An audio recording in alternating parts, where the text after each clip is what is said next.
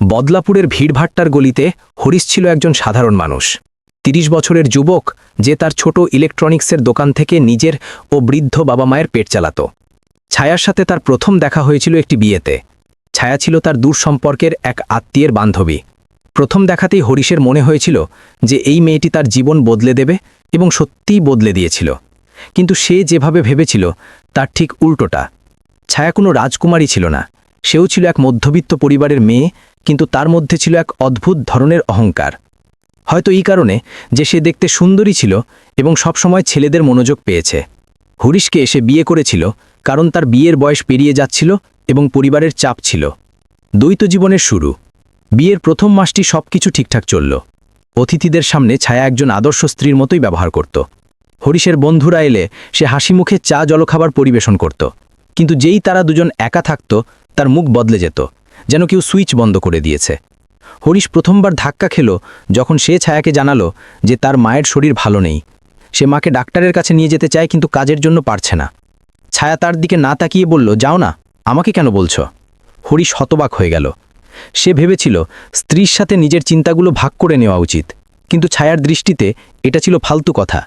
ধীরে ধীরে হরিশ বুঝতে পারল যে ছায়ার তার প্রতি কোনো স্নেহ নেই। সে শুধু বিবাহিত হওয়ার একটা সিলমোহর চেয়েছিল, বাকি কিছুতেই তার কিছু যায় আসত না। হরিশ রাতে দেরিতে বাড়ি ফিরলে ছায়া একবারও জিজ্ঞেস করত না যে সে খেয়েছে কিনা। অনেক সময় সে তার ঘরের দরজা বন্ধ করে ঘুমিয়ে পড়ত এবং হরিশকে সোফায় শুতে হতো। জনসমক্ষে প্রদর্শন বনাম ব্যক্তিগত নিষ্ঠুরতা। একদিন সন্ধ্যায় হরিশের পুরনো কলেজের বন্ধুরা এসেছিল। ছায়া খুব আদর করে সবার স্বাগত জানালো, গরম গরম পকোড়া বানিয়ে পরিবেশন করল এবং সবার সাথে হেসে হেসে কথা বলল। হরিশের বন্ধুরা যাওয়ার সময় বলল, ইয়ার তুই তো খুব ভাগ্যবান, ছায়ার মতো বউ পেয়েছিস। হরিশ হাসল, কিন্তু ভেতরে ভেতরে তার মন খারাপ হয়ে গেল। রাতে যখন সবাই চলে গেল, ছায়া বাসনপত্র সিঙ্কে ছুঁড়ে ফেলল এবং বলল, আমি এত কাজ করে ক্লান্ত হয়ে গেছি, এই বাসনগুলো তুমি মেজে নাও। হরিশ চুপচাপ বাসন মাজতে শুরু করল। সে বুঝতে পারছিল না যে কি করা উচিত। ছায়ার এই দ্বৈত আচরণ তাকে ভেঙে দিচ্ছিল। সবচেয়ে বড় ধাক্কাটা এসেছিল যখন হরিশের দোকানের জন্য লোনের দরকার পড়ল। তার কিছু জরুরি কাগজ দরকার ছিল, যা ছায়ার আলমারিতে ছিল। সন্ধ্যায় সে যখন ছায়াকে বলল, তখন সে মানা করে দিল, আমার এখন ঘুম পাচ্ছে, কাল নিয়ে নিও। কিন্তু ছায়া, কাল শেষ তারিখ, ব্যাংকে জমা দিতে হবে। হরিশ অনুনয় করল, তাহলে আমার কি দোষ? তুমি আগে কেন ভাবনি? হরিশ কাকতি মিনতি করল, কিন্তু ছায়া মানল না। পরের দিন হরিশ আবার বললে ছায়া ইচ্ছে করে দেরি করে দিল। ফলস্বরূপ হরিশের লোন আটকে গেল। সেই রাতে হরিশ প্রথমবারের মতো ছায়াকে প্রশ্ন করল, তুমি এমন কেন করলে? তুমি জানতে যে এটা কত জরুরি ছিল? ছায়া শীতল চোখে তাকালো এবং বলল, আমি তোমার কাজের লোক নই যে তোমার সব কাজে লেগে থাকব। তোমার কাজ তুমি সামলাও। হরিশ মাথায় হাত দিয়ে বসে পড়ল। সে বুঝতে পারছিল না যে ছায়া কেন তাকে এত ঘৃণা করে। বিচ্ছিন্নতা এবং অবহেলা মাস পেরোতে লাগল এবং ছায়ার আচরণ আরও নির্মম হতে থাকল। হরিশ দোকান থেকে বাড়ি ফিরলে ছায়া প্রায়ই তার বান্ধবীদের সাথে বাইরে থাকত। কোনো খবর নেই, কোনো মেসেজ নেই। হরিশ চিন্তায় ঘণ্টার পর ঘণ্টা অপেক্ষা করত। একবার হরিশ অসুস্থ হয়ে পড়ল, প্রচণ্ড জ্বর আর সারা শরীরে ব্যথা। সে ছায়াকে ওষুধ আনতে বলল। ছায়া জবাব দিল, আমার কাছে এখন সময় নেই, অনলাইন অর্ডার করে নাও। সে বাইরে চলে গেল এবং রাতে দেরিতে ফিরল। হরিশ জ্বরে কাতরাচ্ছিল, কিন্তু ছায়া একবারও জিজ্ঞেস করল না যে সে কেমন অনুভব করছে। হরিশের বাবা মা যখন এই বিষয়ে জানতে পারলেন, তারা চিন্তিত হলেন। তারা ছায়ার সাথে কথা বলার চেষ্টা করলেন, কিন্তু ছায়াও তাদের নিজের মতো করে জবাব দিল। সে হরিশের সামনেই বলল, আপনার ছেলের নিজের যত্ন নিজে নেওয়া উচিত, আমি ওর মা নই। এ কথা শুনে হরিশের বাবার মুখ ফ্যাকাশে হয়ে গেল, কিন্তু সমাজে বদনামের ভয়ে তারা কিছু বললেন না। শেষ অপমান। তারপর একদিন এমন এক ঘটনা ঘটল যা হরিশের সহ্য শক্তির সব সীমা পার করে দিল। সেদিন সন্ধ্যায় হরিশ দোকানে ছিল যখন তার প্রতিবেশী রমেশ কাকার ফোন এলো। কণ্ঠে ছিল অস্থিরতা। বেটা, তুমি তাড়াতাড়ি বাড়ি চলে এসো, ছায়া ঘরে খুব গোলমাল করছে। হরিশের বুক ধক করে উঠল। সে দোকান বন্ধ করে দৌড়ে বাড়ি পৌঁছল। সিঁড়ি দিয়ে উঠতে গিয়ে সে নিজের ঘর থেকে ছায়ার চিৎকার শুনতে পেল। দরজা খুলেই সে দেখল যে ছায়া কাঁদছে এবং তার মা তাকে বোঝানোর চেষ্টা করছেন। কি হয়েছে? হরিশ জিজ্ঞেস করল। ছায়া কাঁদতে কাঁদতে বলল, তোমার মা আমাকে খোটা দেন, বলেন যে আমি ঘরের কাজ করি না। হরিশের মা অবাক হয়ে বললেন, বেটা, আমি তো শুধু জিজ্ঞেস করেছিলাম যে রান্না হয়েছে কিনা, আমি কোনো খোটা দেইনি। কিন্তু ছায়া কাঁদতেই থাকল। প্রতিবেশীরাও ভিড় করে এসেছিল। সবার সামনে হরিশের মাকে অপরাধী লাগছিল। হরিশ বুঝল যে এটা ছায়ার আরও একটা নাটক, কিন্তু সে কিছু বলতে পারল না। সমাজের সামনে যখন বউ কাঁদছে, তখন দোষ শ্বশুরবাড়ির লোকজনেরই বলে ধরে নেওয়া হবে। সেই দিনের পর থেকে হরিশের বাবা মা তার বাড়িতে আসা কমিয়ে দিলেন, যাতে আর ছায়া আর কোনো নাটক না করে বসে। হরিশের বাবা তাকে বললেন, বেটা, তোমার বাড়ি শুধু তোমারই। হরিশের গলা ধরে এলো। ছায়া তাকে তার বাবা মায়ের থেকেও দূরে করে দিয়েছিল। এর কিছু সপ্তাহ পর হরিশের পিস্তুত ভাইয়ের বিয়ে ছিল। পুরো পরিবার জড়ো হবার কথা ছিল। হরিশ ছায়াকে বলল, আমরা আর আসব, বিয়েতে যেতে হবে, সবার সাথে দেখা হবে। ছায়া মুখ বাঁকালো, আমার যেতে হবে না তোমার এই বোরিং আত্মীয়দের মধ্যে। কিন্তু ছায়া, এটা আমার ভাইয়ের বিয়ে, লোকেরা কি বলবে যদি তুমি না আসো? না যায় তো না যাক, আমার কিছু যায় আসে না। হরিশ একাই বিয়েতে গেল। আত্মীয়রা জিজ্ঞেস করলে সে অজুহাত দিল যে ছায়ার শরীর খারাপ। কিন্তু তার এক আত্মীয় পরে ফোনে জানালো যে ছায়াকে সেই দিনই মলে ঘুরতে দেখা গেছে। হরিশের জন্য এটা আরও লজ্জাজনক ছিল। সত্য উন্মোচন এবং সমাপ্তি। এক রাতে হরিশ দেরিতে বাড়ি ফিরল। দোকানে কিছু কাজ আটকে গিয়েছিল। ছায়া আগেই ঘরে ছিল। হরিশ দেখল যে রান্নার কোনো প্রস্তুতি নেই। খিদে নেই আমার, ছায়া বলল, তোমার থাকলে বানিয়ে নাও। হরিশ ক্লান্ত ছিল, কিন্তু সে চুপচাপ রান্নাঘরে গিয়ে নিজের জন্য রান্না করতে শুরু করল। তখনই সে ছায়ার হাসি শুনতে পেল। সে তার বান্ধবীকে তার ফোনে কারো সাথে ভিডিও কলে কথা বলছিল। হরিশ মনোযোগ দিয়ে শুনলে জানতে পারল যে সে তার বান্ধবীকে বলছে, আরে হ্যাঁ ইয়ার, মজা আসছে, ঘরে কেউ টোকা দেওয়ার নেই, হরিশ তো শুধু কাজ নিয়েই ব্যস্ত থাকে, আমার পুরোপুরি স্বাধীনতা আছে। হরিশের রক্ত গরম হয়ে উঠল। সে রান্নাঘরে দাঁড়িয়ে দাঁড়িয়ে নিজের মুঠি শক্ত করল। কিন্তু তারপর সে নিজেকে সামলালো। সে ভাবল যে হয়তো সময়ের সাথে সব ঠিক হয়ে যাবে। কিন্তু সময়ের সাথে পরিস্থিতি আরও খারাপ হতে থাকল। ছায়া এখন প্রকাশ্যেই হরিশকে নিয়ে মজা করত। যখন তার বন্ধুরা বাড়ি আসত, তখন সে বলতো, হরিশ তো শুধু কাজই জানে, কখনো আমাকে কোথাও ঘোরাতেও নিয়ে যায় না। হরিশ জানত যে এটা মিথ্যা।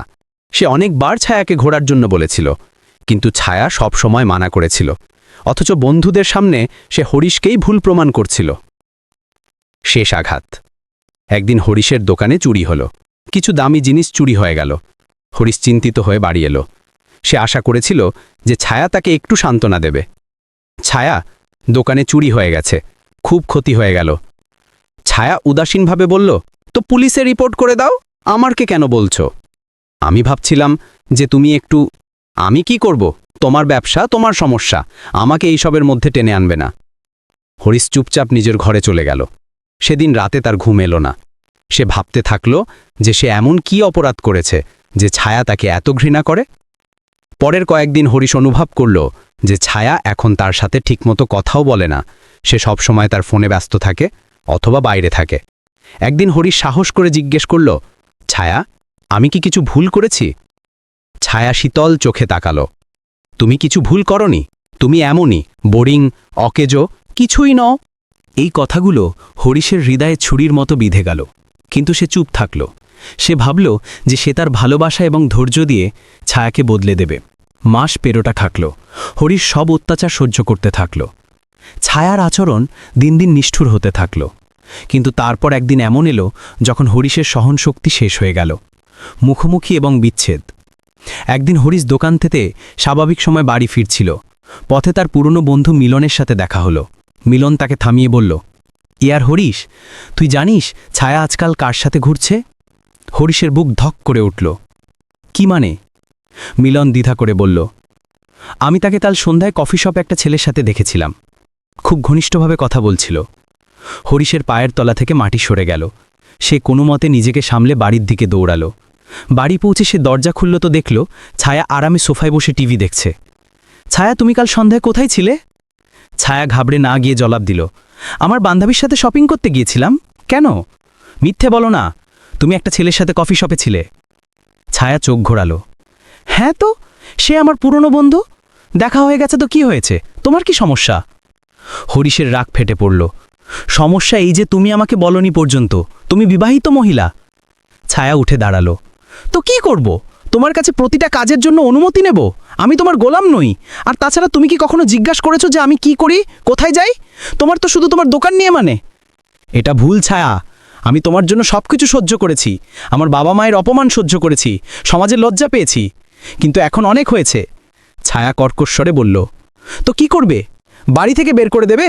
ডিভোর্স দেবে? দাও, আমার কিছু যায় আসে না। আমি এমনিতেই এই বোরিং জীবন থেকে বিরক্ত হয়ে গেছি। হরিশ স্তব্ধ হয়ে গেল। সে বিশ্বাস করতে পারছিল না যে ছায়া এত নির্লজ্জভাবে এইসব বলছে। পরের কয়েকদিন হরিশ এবং ছায়ার মধ্যে কোনো কথা হলো না। হরিশ তার বাবা মাকে ডাকল এবং সব কথা বলল। তার মা কেঁদে ফেললেন। বেটা, আমাদের তো আগে থেকেই সন্দেহ ছিল, কিন্তু আমরা কি বলতাম? তুমি তো তাকে বাঁচানোর চেষ্টা করছিলে। হরিশের বাবা বললেন, বেটা, এখন সিদ্ধান্ত তোমাকেই নিতে হবে, কিন্তু মনে রেখো, কিছু সম্পর্ক বাঁচানো যায় না, কখনো কখনো ছেড়ে দেওয়াটাই সঠিক হয়। সেই রাতে হরিশ ঘুমাতে পারল না। সে তার পুরো বিবাহিত জীবন নিয়ে ভাবল। ছায়ার জন্য সে কী না করেছে। সে চুপচাপ প্রতিটি অপমান হজম করেছে, সব অত্যাচার সহ্য করেছে, আর বিনিময় সে কি পেয়েছে? শুধু ঘৃণা আর অবজ্ঞা। ফোন টেবিলের উপর রাখা ছিল এবং স্ক্রিনে একটি নাম জ্বলছিল, রাহুল। হরিশ ফোনটা তুলল। ওপাশ থেকে একটি ছেলের কণ্ঠস্বর এলো। আরে ছায়া বেবি, কবে দেখা করছো? হরিশের রক্ত গরম হয়ে উঠল। সে ফোন কেটে দিল এবং ছায়ার ঘরের দিকে এগিয়ে গেল। ছায়া বাথরুমে ছিল। হরিশ তার ফোন খুলল। পাসওয়ার্ড তার জানা ছিল, কারণ একবার ছায়া নিজেই বলেছিল। সে মেসেজগুলো দেখল তো তার মাথা ঘুরে গেল। ছায়া আর রাহুলের মধ্যে কয়েক মাস ধরে চ্যাট চলছিল, এমন কথা যা একজন বিবাহিত মহিলার করা উচিত নয়। কিছু ছবিও ছিল যা ছিল অত্যন্ত আপত্তিকর। ছায়া বাথরুম থেকে বেরিয়ে এলো এবং হরিশকে তার ফোন হাতে দেখে চিৎকার করে উঠল। আমার ফোন কেন দেখছ? এটা আমার গোপনীয়তা। হরিশ শান্ত গলায় জিজ্ঞেস করল, রাহুল কে? ছায়ার মুখ ফ্যাকাসে হয়ে গেল, কিন্তু তারপর সে নির্লজ্জভাবে বলল, সে আমার বন্ধু। তোমার কি বন্ধু? হরিশ ফোনটা তার দিকে বাড়ালো। এটা বন্ধুত্ব? ছায়া ফোনটা কেড়ে নিল। হ্যাঁ, বন্ধুত্ব। আর যদি কিছু বেশিও হয় তো তোমার কি? তুমি কি কখনো আমাকে খুশি রাখার চেষ্টা করেছ? সবসময় নিজের কাজ নিয়ে ব্যস্ত থাকতে। আমাকে সময় দেওয়ার ফুরসত ছিল না তোমার। হরিশ হেসে উঠল, একটি তিক্ত বেদনা ভরা হাসি। তাহলে এটা আমার দোষ? আমি কাজ করতাম যাতে সংসার চলতে পারে, তোমার কোনো কষ্ট না হয়, আর তুমি আমার সাথে এটা করলে? ছায়া কাঁধ ঝাঁকালো। যাই হোক, এখন আমার এই সম্পর্কে থাকার দরকার নেই। আমি রাহুলের সাথে খুশি আছি। যে মানুষটা বছরের পর বছর ধরে সবকিছু সহ্য করে আসছিল, যে সম্পর্কটা বাঁচানোর জন্য নিজের সম্মানও খোয়াটে প্রস্তুত ছিল, সে অবশেষে ভেঙে গেল। হরিশ ছায়ার দিকে তাকালো। সে ধীরে ধীরে বলল, ঠিক আছে ছায়া, তোমার ইচ্ছে, কিন্তু মনে রেখো, যেদিন রাহুল তোমাকে ছেড়ে যাবে সেদিন আমার দরজা বন্ধ পাবে। ছায়া মুখ ভেঙচি কাটল। আমার তোমার দরজার দরকার নেই। হরিশ ঘুরে দাঁড়ালো এবং বাড়ি থেকে বেরিয়ে গেল। সে তার উকিল বন্ধুকে ফোন করল। বিকাশ, আমাকে ডিভোর্স নিয়ে কথা বলতে হবে। 2 মাস পর হরিশ এবং ছায়ার ডিভোর্স হয়ে গেল। ছায়া রাহুলের সাথে থাকতে শুরু করল। হরিশ একা হয়ে গেল, কিন্তু এইবার তার ভেতরে শান্তি ছিল। যে বিশ্বে বছরের পর বছর ধরে পান করে আসছিল, অবশেষে সে তা থেকে মুক্ত হল। যখন সম্পর্ক বোঝা হয়ে যায় তখন তা থেকে দূরে সরে যাওয়াই শ্রেয়। আজকাল এমন ঘটনা বেড়েই চলেছে। স্বামী স্ত্রীর সম্পর্ক আবেগতভাবে কম, লোক দেখানো বেশি হয়ে উঠছে। হরিশের এই সিদ্ধান্ত আপনার কেমন লাগলো? আপনি কি মনে করেন যে সে সঠিক সিদ্ধান্ত নিয়েছে?